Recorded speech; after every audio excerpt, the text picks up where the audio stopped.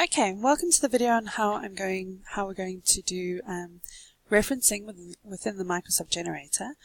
As you can see on your screen now, this is a makeshift assignment that I just filled in with the Lorem Ipsum space holders. And what I'm going to show you today is how to use a generator, how to insert citations within the text, and how to do your reference list. So let's get started. Okay, so obviously on the top tabs here, the first thing I want you to do is go into references. This is the main area we're going to be using. Now obviously you would be including your in-text citations as you go through the assignment, but this we're just going to say that we're doing it at the end. So now this is my first passage here, and I want to put in a reference for this paragraph. So wherever my cursor is where the in-text citation is going to appear. So before you put in the information, just make sure the cursor's in the place you want it. The first thing I'm going to do is I'm going to click on Insert Citation. So I click down the bottom arrow and I select Add New Source. And this block is going to appear. Now this block is where I'm going to put in all my information of the document that I'm actually using. First thing I've got to do is select the type of source that I want.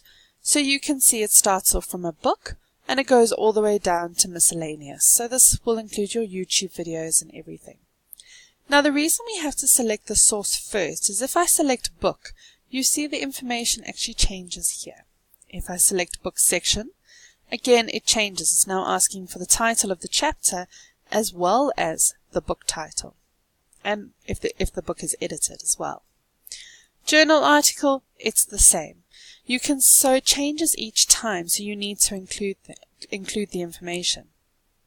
Now if I click here, Show All Bibliography Fields, you will see that it adds more information than normally needed, or that it normally shows, because a journal article, for example, is usually seen as still going to the library and opening a journal, not the online. Now if you're using an online journal article from your databases, this is where you're actually going to put the information in.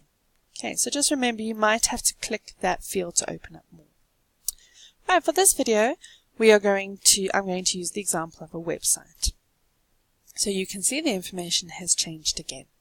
So then all we do is we fill in the information. So for author we go Edit and we include the names of the author, so Simon or Morgan Simon, and then we press Add and it appears. So this is now in the database. We could also use, if there were more than one author, we could use, let's say, Banks James, Add, and it adds in. It's going to do it alphabetical order. So you press OK. Name of the web page, how to use the Microsoft Generator. Spelling is shocking, apparently.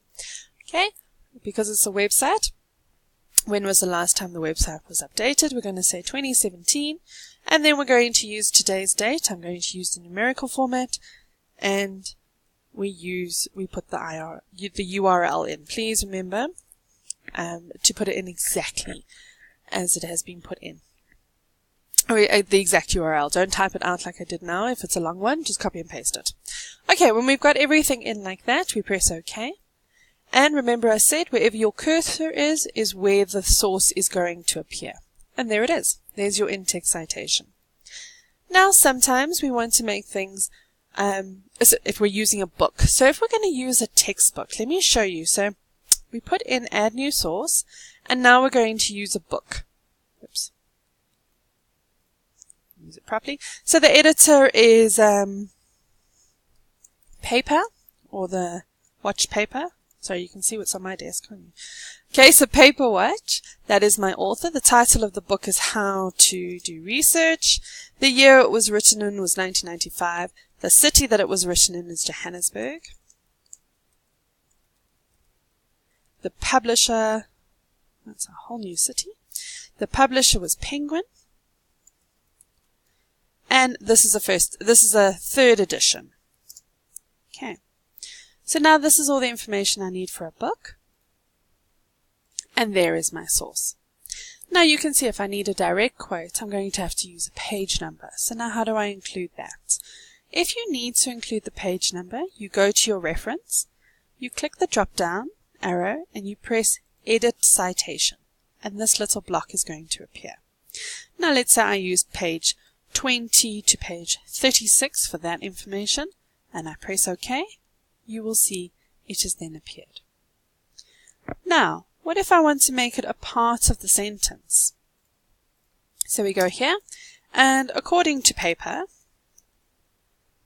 now my reference is incorrect because paper is now within my generated reference, but I want to use the author as part of my sentence. So again, we just click on it, press the drop-down arrow, Edit Citation, we go suppress the author and suppress the title, and we press OK. And now it's fine.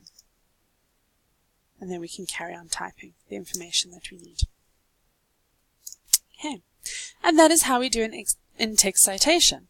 Now let's say I want to use the information paper wrote this paragraph as well. So now instead of redoing it each time and putting the information in each time, now I just need to press the drop-down arrow and choose which source I want to use. So this paragraph was written by paper. Please remember they don't include the full stop when they're putting the reference in. So just keep that in mind. Again, I go down to this sentence, and now this sentence was written by Morgan, and I just click it in. Okay, and that's all you need to do for in-text referencing, which is great. Okay, now I have finished my assignment. I'm happy with everything. Now it's time to put in my reference list. So as always, we put our reference list onto a new paragraph. And again, we're going to use this area.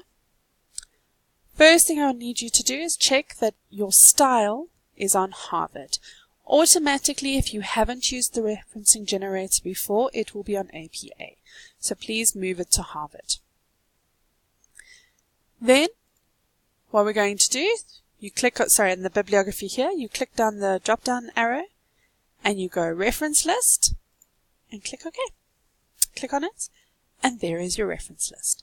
Everything that you included. So you can see here, my website has got the access data in where the book doesn't, because we don't need to include that and things like that. However, as you can see, it's not written perfectly. So what we do is we just clean it up a little bit, and then it's fine. So now what you need to do is you download the referencing guide off your VC Learn through the library, and you just make sure that the structure is correct to the referencing guide that they have given you for this year. That is the reason why we don't teach the generator in first year. We teach referencing first, and then we take students through to the generator when they're comfortable with referencing. Now, as I go through my assignment, I realize I actually want to go back, and I want to add in some more information in my paragraph. And I actually want to use a book that I used in 4 assignments ago. As long as it's in the generator, it will be there. So now how do I go get it? So the first thing I do is, this is my new paragraph that I've included. And now I want a reference list for this one. But I want to use an old textbook. So I go to Manage Sources. On my left-hand side here are all the sources that I've used in other assignments where I've used this generator. The 2 documents here are the 2 documents that I have used in this assignment, and because there is a tick there, it means that there is an in-text citation for those. So now I want to use this, let's use this Moore one. Okay. So that is the document I want to use. Here's all the information. This is what it will look like in text. This is what it's going to look like when they put it in the reference list. So I copy it across. And now it is in my current list for this document that I'm filling out now. But there is no tick next to it, meaning I haven't quoted it in text yet. So this is a great way to see if your reference list after you've generated, if it actually matches everything that you've commented in text. So now this is my you just press OK. So now when I click the citation, insert citation, there is my new reference that I've pulled over from previous sources.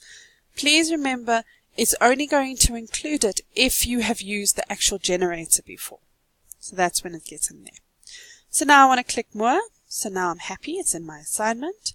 But now I need to do my reference list because now it's not up to date. So I can either delete the whole thing and start again. Don't.